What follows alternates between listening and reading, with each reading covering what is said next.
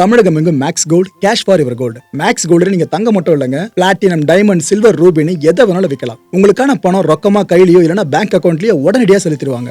Market மதிப்பை விட 100 ரூபாய் ஒரு கிராமுக்கு உங்களுக்கு கூடுதலாக கிடைக்கும். தமிழ்நாடு முழுக்க டோர் ஸ்டெப் சர்வீஸும் இவங்க ப்ரொவைட் பண்றாங்க. உங்களுக்கு கோல்ட விற்கணும்னு அதுக்கு ஒரே ஒரு பெஸ்ட் பிளேஸ் மேக்ஸ் கோல்டு தான். கால் 04445454545. வணக்கம். Big topic with Karthik Mayakumar.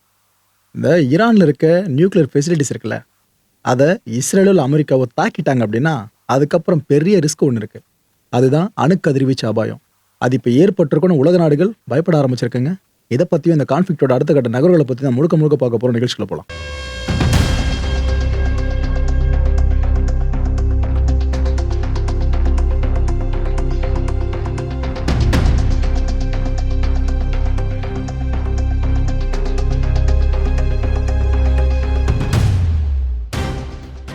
Channel 12 இவங்க என்ன நியூஸ் ரிப்போர்ட் பண்ணியிருக்காங்கன்னா, அமெரிக்கா அந்த 15 அம்ச திட்டங்களை உள்ளடக்கி அந்த டிராஃப்ட் இருக்குல்ல, இதை ஈரான் கிட்ட கொடுத்துட்டாங்க. பாகிஸ்தான் ஊடா, ஏன்னா பாகிஸ்தான் தான் மீடியேட் பண்ணுற மாதிரி இப்போதைக்கு அவங்க மூலமாக ஈரானுக்கு அவங்க ஹேண்ட் ஓவர் பண்ணிட்டதா செய்தி வெளியிட்டிருக்காங்க. இதில் என்னென்ன விஷயங்கள்லாம் ப்ரொபோசல்ஸ்லாம் கவர் பண்ணப்பட்டிருக்கு அப்படின்னு பார்த்தீங்கன்னா, சாங்ஷன்ஸ் ரிலீஃப், அதாவது ஈரான் மேலே போடப்பட்டிருக்க எல்லா தடைகளையும் அமெரிக்கா லிஃப்ட் பண்ணுறது. ரெண்டாவது, சிவிலியன் நியூக்ளியர் கோஆப்ரேஷன், அதாவது உங்களுக்கு நியூக்ளியர் வெப்பன் தானே உருவாக்கினா பிரச்சனை, நாங்கள் அதெல்லாம் பண்ணவும் மாட்டோம். அதுக்கு பதிலாக எங்கள் நாட்டில் இந்த அணு சார்ந்து எனர்ஜி ஃபுல்லாக ப்ரொடியூஸ் பண்ணப்படுதில்ல, இதுக்கு நாங்கள் ரஷ்யா மட்டும் தான் பெருசாக நம்பியிருக்கோம். இதில் எதுக்காக நீங்களும் எனக்கு உதவி பண்ணக்கூடாது, கோஆப்ரேட் பண்ணுங்களேன், எங்கள் மக்கள் நல்வாழ்வு சார்ந்து அது கை கொடுத்த மாதிரி இருக்கும் அப்படின்னு ஈரான் கேட்டிருக்கிறதா அடுத்த கட்ட தகவலை சொல்கிறாங்க. மூணாவது ப்ரொபோசல் என்னன்னாமா, ஈரானோட நியூக்ளியர் ப்ரோக்ராம்ஸ் இருக்குல்ல, இது எல்லாத்தையும் ஈரான் விட்டுறணும். இதை அமெரிக்கா முன் வச்சிருக்க ப்ரொபோசலாக அவங்க ரிப்போர்ட் பண்ணியிருக்காங்க. நாலாவதா, இன்டர்நேஷ்னல் அட்டாமிக் எனர்ஜி ஏஜென்சி இருக்குல்ல, இவங்க ஈரானில் இருக்க எல்லா நியூக்ளியர் ஃபெசிலிட்டிஸையும் ஃபுல்லாக மானிட்டர் பண்ணணும்.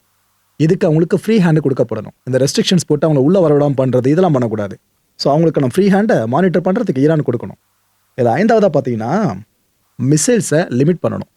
ரேஞ்சை நீங்கள் முடிஞ்சளவு கண்ட்ரோல் பண்ணணும். இந்த பேலஸ்டிக் மிசைல்லாம் ஃபுல்லாக நீங்கள் நிறைய ரேஞ்சில் போடுறீங்களா, சமீபத்தோட 4000 கிலோமீட்டர்ஸ் ரேஞ்ச் வரைக்கும் ட்ராவல் பண்ணக்கூடிய மிசைலெலாம் லான்ச் பண்ணிங்களா டியாகோ கார்சியா நோக்கி, அந்த விஷயங்களை இதுக்கப்புறம் லிமிட் பண்ணணும். மிசைல் ஆர்சனலில் இவ்வளோ தான் ரேஞ்சுன்ற மாதிரி செட் பண்ணி அதுக்குள்ளே நீங்கள் ஒர்க் பண்ணணும்னு அமெரிக்கா கேட்டிருக்கிறதா தகவல். எல்லாத்தையும் தாண்டி மிக முக்கியமான விஷயம், ஹார்மோஸ் இருக்குல்ல, அதை ரீஓப்பன் பண்ணுறது மட்டும் இல்லாமல் இதுக்கப்புறம் அதை பிளாக் பண்ணி இந்த உலகத்தை பிளாக்மெயில் பண்ணுற வேலையை வச்சுக்கூடாது. இது சார்ந்து ஒரு ஸ்திரமான முடிவு எடுக்கணும்னு இத்தனை விஷயங்களும் ப்ரொபோசல்ஸாக 2 தரப்புலையும் இருந்து முன்வைக்கப்பட்டிருக்கிறதா சேனல் 12 இப்போதைக்கு சொல்லியிருக்காங்க.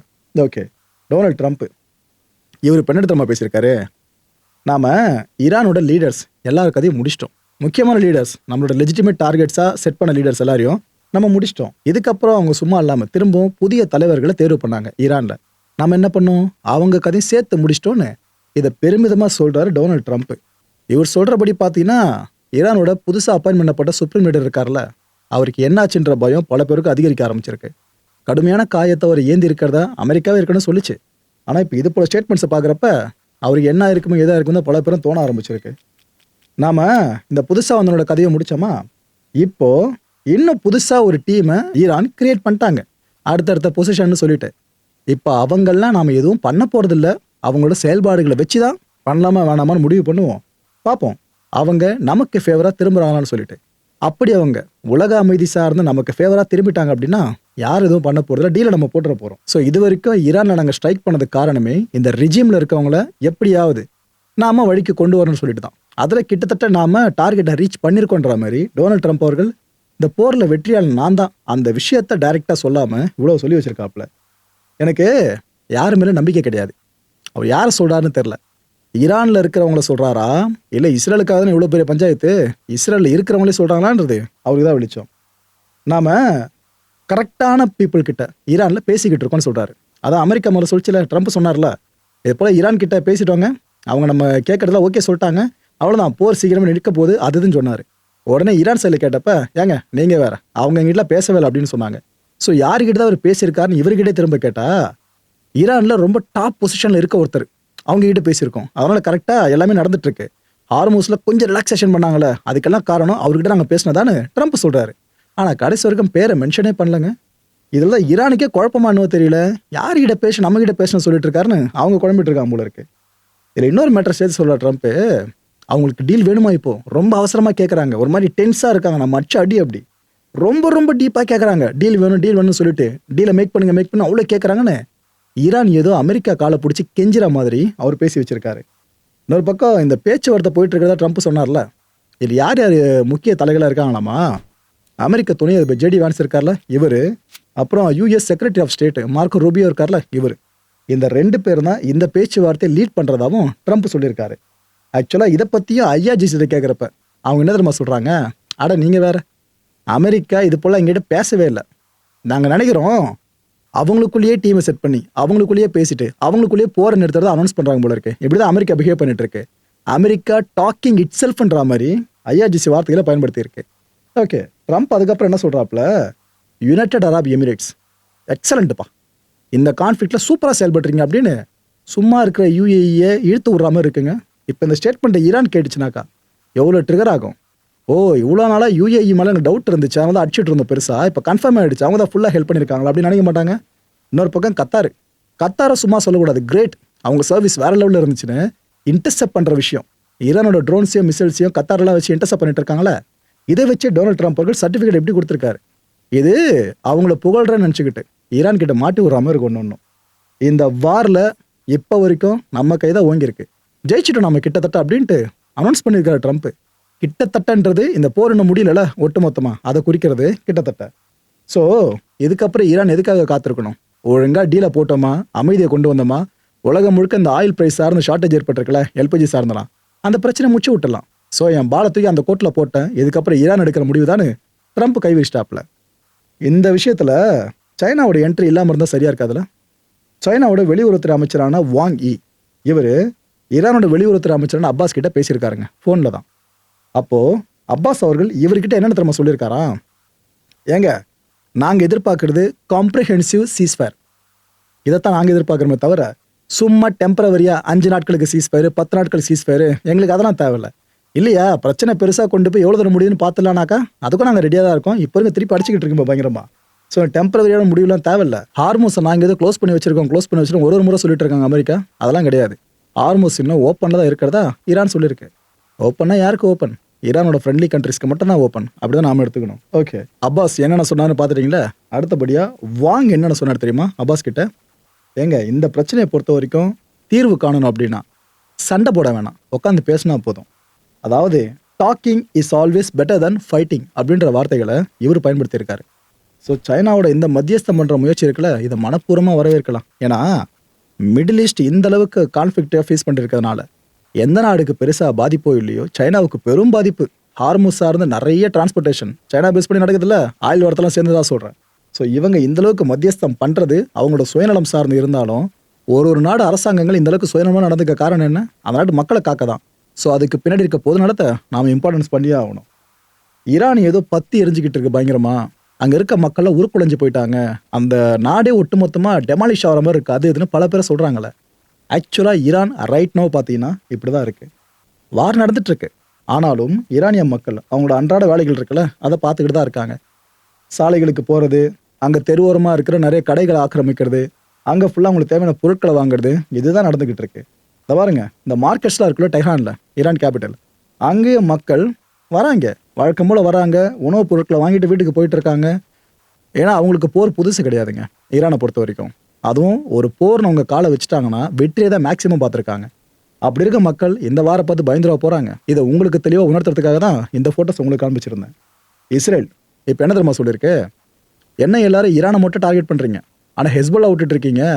லெபனனில் ஹெஸ்புல்லா ஸ்ட்ராங் ஹோல்டில் இருக்குல்ல, அவங்கள நம்ம அப்பயே முடிச்சு விட்டுருக்கணும். இந்த October 7 அட்டாக்கு பிற்பாடு அவங்க உள்ளே வந்தாங்களே, ஹமாஸுக்கு எதனா பிரச்சனை அவங்கள உள்ளே வந்தாங்களே, அப்பயே முடிச்சிருக்கணும், மிஸ் பண்ணிட்டோம். இப்போ அதோட நிலைமை என்ன ஆயிடுச்சுன்னா, ஹெஸ்புல்லா கிட்ட 13,000 மிசைல்ஸ் இருக்குன்னு இஸ்ரேல் சொல்லுது. 13,000. இதை ஹெஸ்புல்லா கன்ஃபார்ம் பண்ணணும், அவங்க பண்ணுற மாதிரி தெரியல, ஆனால் இவங்க இந்த நம்பர்ஸை வெளியிட்டிருக்காங்க. அதுவும் 2023 October 7 அட்டாக் இருக்குல்ல, அதை மறந்துருக்க மாட்டோம்ல, இஸ்ரேல் மேலே பண்ணது. அதுக்கு பிற்பாடு தான் இது அதிகரிச்சிருக்கிறதா சொல்கிறாங்க. ஸோ மிசைல்ஸ் அவங்க இந்த அளவுக்கு ப்ரொடியூஸ் பண்ணியிருக்கிறதாவும், யார் ஈரான் ப்ரொடியூஸ் பண்ணி ஹெஸ்புல்லா கொடுத்துருக்கிறதாவும் தான் இஸ்ரேல் இங்கே பெரிய கிளைமை முன்வைக்கிறாங்க. நாம் இந்த ஹெஸ்புல்லாவை ஃபுல்லாக அழிக்கணும்னாக்கா ஈரானை முதல்ல நம்ம எதனா பண்ணணும், அது இல்லாமல் இதை வச்சு ஒன்றும் பண்ண முடியாதுன்ற மாதிரி தான் இஸ்ரேல் இவ்வளோ விஷயத்த சொல்லியிருக்கு. புரியுதா, சிண்டு முடிஞ்சு போகிறது எவ்வளோ பர்ஃபெக்டாக பண்ணுறாங்கன்னு. அமெரிக்கா சரி போட்டோம் அப்படின்னு ஈரானை விட்டாலும் இஸ்ரேல் விட வைக்கிற மாதிரி தெரியல. அதான் இங்கே தெளிவாக அந்த வேலையை பார்த்துக்கிட்டு இருக்காங்க. இன்னொரு கொடுமை, லெபனனில் இது வரைக்கும் கொல்லப்பட்டவங்க எண்ணிக்கை எவ்வளோ தெரியுமா மக்களே? 1200 பேரை கிராஸ் பண்ணியிருக்கு. இஸ்ரேலோட தாக்குதல்கள், அதுவும் விமானங்களை பேஸ் பண்ணி அவங்க பண்ணிட்டு இருக்க தாக்குதல்களில் இவ்வளோ உயிர்கள் கொத்து கொத்தா போயிட்டு இருக்கு. முகமது ரெசா ஷிபானி, லெபனானுக்கான ஈரான் தூதர். இவர் சார்ந்து இப்போ என்ன தெரியுமா கேட்டிருக்காங்க லெபனான் அரசு? ஐயா சாமி, தயவு செஞ்சு எங்கள் நாட்டை விட்டு கிளம்பிடுங்க. நீங்கள் இருக்கிறதுனால தான் பிரச்சனை இங்கே பெருசாகிட்டு இருக்கு, நாங்கள் சொல்ல வரல. ஆனால் வேணாம், நீங்கள் கிளம்பிடுங்களேன் அப்படின்னு சொல்லியிருக்காங்க. அதுவும் வர 29ஆம் தேதிக்குள்ளே நீங்கள் போகிறது நல்லா இருக்கும்னு சொல்லியிருக்காங்க. ஒருவேளை அவர் உயிரை பாதுகாக்கிறதுக்காக லெபனான் அரசு இந்த கோரிக்கை முன் வச்சிருக்கா, இல்லைனா இஸ்ரேல் சார்ந்து வேறு எதனா த்ரெட்டு அவங்க நாட்டுக்கு பெருசாக வந்துருமோன்னு நினைக்கிறாங்களோ தெரியல, அவர் கிளம்ப சொல்லிட்டாங்க. இன்னொரு பக்கம் இந்த ஈரானுக்கான லெபனான் தூதர் இருக்கார்ல, அகமது ஸ்வெய்டன், இவரை கிளம்பி நீங்கள் நாட்டுக்கே வந்துருங்க, நம்ம நாட்டுக்கு, நீங்கள் ஈரான் நிலைமை இருக்க வேணான்னு அவங்க சொல்லிட்டாங்க. ஒருவேளை ஈரான் இந்த வார பெருசாக கொண்டு போகிறதுனால தான் இஸ்ரேலோட அக்ரஷனோ லெபனானில் அதிகமாக நடந்துட்டு இருக்கிறதா அந்த கவர்மெண்ட் நினைக்கிறாங்களோ என்னவோ. ஸோ இங்கே இருக்கிற ஈரான் அம்பாசிடரை வெளியே அமிச்சிட்டு அந்த நாட்டில் இருக்கிற லெபனான் அம்பாசிடரை திரும்ப நாட்டுக்கே கூப்பிட்றாங்க. இதில் யார் உயிரும் போகாமல் இருந்தால் சிறப்பு. ஏன்னா இப்படி டிரான்ஸ்ஃபர் ஆகிற முயற்சினப்போ எதனா உயிர் போயிடுச்சு, அது இன்னும் பெரிய கான்ஃப்ளிக்டாக மாறிடும். ஈரானோட அட்டாமிக் எனர்ஜி ஆர்கனைசேஷன் இவங்க இப்போ ஒரு ஷாக்கிங்கான விஷயத்த சொல்கிறாங்க. என்ன சொல்கிறாங்க? அடிக்க மாட்டேன்னு சொல்லிட்டு எங்களோட புஷர் நியூக்ளியர் பவர் பிளான்ட்டை அடிச்சிருக்கீங்க அப்படின்னு சொல்லியிருக்காங்க. அடித்தது அமெரிக்காவா இஸ்ரேலான்னு தெரியல, அடித்ததும் உண்மையானு தெரியல. இவங்க சொல்கிறத மட்டும் உங்கள்கிட்ட ஷேர் பண்ணுறேன். ஸோ இப்படி அடிச்சிருக்கீங்க. ஏற்கனவே கடந்த 17ஆம் தேதி தான் இதே இடத்துல அடிச்சிங்க. இப்போ திரும்ப அதுக்கு இதே இடத்துல அடிக்கிறீங்க. ஏற்கனவே அடித்தப்ப இந்த அணுக்கசிவில் எதுவும் நடக்கலை, அதனால் இந்த முறை அடித்தா நடந்துடும் அப்படின்ற எண்ணத்தில் அடிச்சிருக்கீங்களான்னு அவங்க கேள்வி கேட்க ஆரம்பிச்சிட்டாங்க. இது ஒரு கண்டனத்துக்குரிய மிகப்பெரிய தாக்குதல்னு சொல்லிட்டு பீஸ்ஃபுல் நியூக்ளியர் ஃபெசிலிட்டியை நீங்கள் தொட்டிருக்கீங்க. இப்போ உங்கள் நாட்டில் நியூக்ளியர் ஃபெசிலிட்டி இருக்குனாக்கா மக்கள் நல்வாழ்வு சார்ந்து எனர்ஜி ப்ரொடக்ஷன் சார்ந்தானே. அப்போ நாங்கள் வச்சுருந்தா மட்டும் ஏங்க ஆயுத தயார் பண்ணுற மாதிரி பார்க்குறீங்க? நாங்களும் அதுக்கு தான் வச்சுருப்போம், மக்கள் நல்வாழ்வு சார்ந்து. நீங்கள் அதில் கை வச்சுருக்கீங்க. இது என்ன பண்ணுன்னா, உங்களால் சரிகட்ட முடியாத பெரிய பக்க விளைவுகளை நீங்கள் சந்திக்கிறதுக்கு வழிவகுத்தோன்னு சொல்லியிருக்கு இந்த அமைப்பு. ஈரானோட அட்டாமிக் எனர்ஜி ஆர்கனைசேஷன் இதை சொல்லியிருக்காங்க. ஈடுகட்டவே முடியாத கான்சிக்வன்சஸ்னால் என்ன? ஆல்ரெடி இப்போ இஸ்ரேலை ஈரான் துவம்சம் பண்ணிட்டு இருக்கல, அதுவே ஈடுகட்ட முடியாது தான். இது இன்னும் அடுத்த லெவலுக்கு போகணும்னு வார்ன் பண்ணுறாங்க. இது இத்தோடு நின்றாது. இந்த ரீஜன் முழுக்க கான்ஃப்ளிக்ட் பெருசாக மாறுறதுக்கும் இது வழி வகுத்துறோம் பார்த்துக்குங்க. இங்கே எதனா அணுக்கதிர்வீச்சு அபாயம் ஏற்பட்டு எங்கள் மக்களுக்கு எதனா ஆச்சு, உங்களை சும்மா விட மாட்டோன்ற மாதிரி பேச ஆரம்பிச்சிட்டாங்க. ஒரு உண்மை தெரியுமா மக்களே? அணுக்கதிர்வீச்சு அபாயம் அப்படின்றது ஒரு நாட்டுக்குள்ளே மட்டுமே இருக்கிற தாக்கம் கிடையாது. சுற்றி இருக்க நாடுகள் வரைக்கும் ஸ்ப்ரெட் அவுட் ஆகிற வாய்ப்பு நிறைய இருக்குது. செர்னோபில் டிசாஸ்டர் யாரும் மறந்துருக்க மாட்டோம். அந்த ஸ்டோரியை நம்ம சேனலில் ஃபுல்லாக பார்த்துருப்பீங்க. அது நினைவு இருக்குன்னா இதோட வீரியம் என்னன்றது உங்களுக்கு கண்டிப்பாக இப்போ புரியும். ஓகே, இப்போ நீங்கள் ஸ்க்ரீனில் பார்த்துட்டு இருக்கிறது இந்த ஈரானில் இருக்கிற மிக முக்கியமான நியூக்ளியர் ஃபெசிலிட்டி சார்ந்த வரைபடம் தான். இதில் இந்த கலர்ஸை பேஸ் பண்ணியே பாருங்கள். இங்கே பொனாபில் பார்த்தீங்கன்னா ரிசர்ச் ஃபெசிலிட்டி இருக்குது, நியூக்ளியர் ரிசர்ச் ஃபெசிலிட்டி. தெஹ்ரான்லேயே ஒன்று இருக்குது, கோண்டாப்லேயே ஒன்று இருக்குங்க.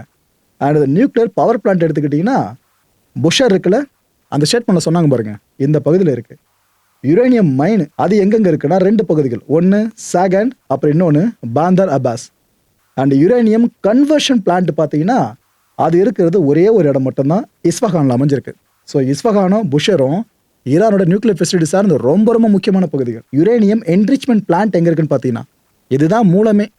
நீங்கள் அணு ஆயுதம் சார்ந்து உருவாக்குறதா இருந்தீங்கன்னா இதை என்ரிச் பண்ணி 90% மேலே கொண்டு போனதுக்கப்புறம் தான் உருவாக்குவாங்க. அப்போ ஏற்படுத்த யுரேனியம் என்ரிச்மெண்ட் பிளான்ட் எங்கே இருக்குன்னு பார்த்தீங்கன்னா ஃபாடோ, நேட்டன்ஸ் இந்த 2 பகுதியில் அமைஞ்சிருக்கு. அண்ட் அன்டிக்ளேர்டு நியூக்ளியர் ஆக்டிவிட்டிஸ் எங்கெங்கே நடக்குதுன்னு இப்போ இருக்க சஸ்பெக்டாக பார்க்கப்படுதுன்னா வாரமீன் அண்ட் மாரிவன் இந்த பகுதியில் கை காட்டுறாங்க. இந்த வரைபடத்தை ஃபுல்லாக பார்த்துறீங்களா? அதாவது ஈரானோட top to bottom nuclear facility சார்ந்த ஆக்டிவிட்டிஸ் இருக்குது. அமெரிக்கா இஸ்ரேலை முழுதாக கதையை முடிச்சு விடணும் அப்படின்னா நியூக்ளியர் ஃபெசிலிட்டி சார்ந்து ஒட்டுமொத்த ஈரானை தாக்கணும். அப்படியே ஒரு நாட்டை அழிக்கிற மாதிரி இருந்தால் மற்ற நாடுகள் வேடிக்கை பார்த்துட்டு இருந்தால் சரியாக இருக்கும். இப்போ இருக்க டீல் சார்ந்து கிரீன் சிக்னல் வர மாதிரி தான் இருக்குது, ஆனால் வரணும். எல்லாரும் அதை நோக்கி பிரார்த்தனை பண்ணுவோம். இப்போதைக்கு IAEA international atomic energy agency ஒரு நம்பிக்கை தரக்கூடிய விஷயத்த சொல்லியிருக்காங்க. அது என்னென்னா, இது வரைக்கும் நாங்கள் பார்த்ததில் ஈரானில் இருக்க நியூக்ளியர் பிளான்ட் சார்ந்து அணுக்கதிர்வீச்சு அபாயம் எதுவும் இல்லைங்க இப்போ வரைக்கும் அப்படின்னு அவங்க சொல்லியிருக்காங்க. இன்கேஸ் இதுக்கப்புறம் பெருசாக அட்டாக்ஸ் நடந்துச்சு, நம்ம ஜென்ரேஷன் அணுக்கதிர்வீச்சு அபாயத்தால் மக்கள் பாதிக்கப்படுறதை விட்னஸ் பண்ணுற மாதிரி ஆகிடும். இந்த சவுதி கவர்மெண்ட் இருக்குல்ல, அவங்க ஒரு விஷயத்தை இப்போ மறுத்திருக்காங்க. இந்த அமெரிக்க ஊடகங்கள் பத்திரிகையோட பெரிய நியூஸாக பப்ளிஷ் பண்ணாங்க பாருங்கள். அதாவது அமெரிக்கா இந்த போரை நிறுத்தலாம் அப்படின்ட்டு ஆரம்பத்தில் முடிவு பண்ணாலும் சவுதி விட்டுற மாதிரி இல்லை. அந்த ரெஜிமை பொறுத்த வரைக்கும் ஏன் போரை நிறுத்துறீங்க, ஈரான் கதையை முடிச்சு விட்டுருங்கன்ற மாதிரி அவங்க புஷ் பண்ணிட்டு இருக்காங்கன்னு அமெரிக்க ஊடகங்கள் பத்திரிகைகள் செய்தியை போட்டுச்சு. இது சவுதி அரசு காதுகள் வரைக்கும் போயிருக்கு. அவங்க இப்போ தான் டினை பண்ணியிருக்காங்க. ஏங்க எங்களுக்கு இந்த போர் நிக்கணும்ன்றதான் ஆசை. ஏன்னா நாங்களும் தான் அடி வாங்கிட்டு இருக்கோம் ஈரான் கிட்ட. அப்படி இருக்கிறப்ப எப்படிங்க நாங்க தொடர்ந்து கொண்டு போக சொல்லுவோன்னு சவுதி இப்ப கேட்டிருக்கு. மக்களை இந்த கான்டென்ட்டை பொறுத்த வரைக்கும் என் மனசு ஒரே ஒரு வினா இருக்கு. முடிஞ்ச அதுக்கான பதில் கீழே கமெண்ட் செக்ஷன்ல கமெண்ட் லீவ் பண்ணுங்க. நீண்ட காலத்துக்கு போர் நடந்துச்சு அப்படின்னா இதனால சவுதி அரேபியாவுக்கு என்ன சாதகமான சூழல் ஏற்படும் நீங்க நம்புறீங்க?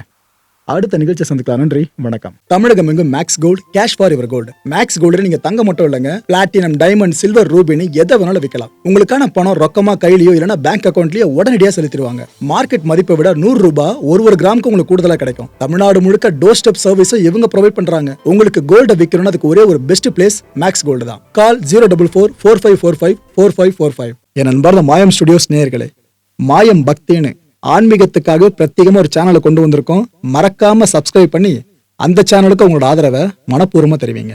வணக்கம் மாயம் ஸ்டுடியோஸ் நண்பர்களே. மாயம் ட்ரெண்ட்ஸ் அப்படின்ற ஒரு புதிய ஃபேஸ்புக் பேஜை ஓப்பன் பண்ணியிருக்கோம்.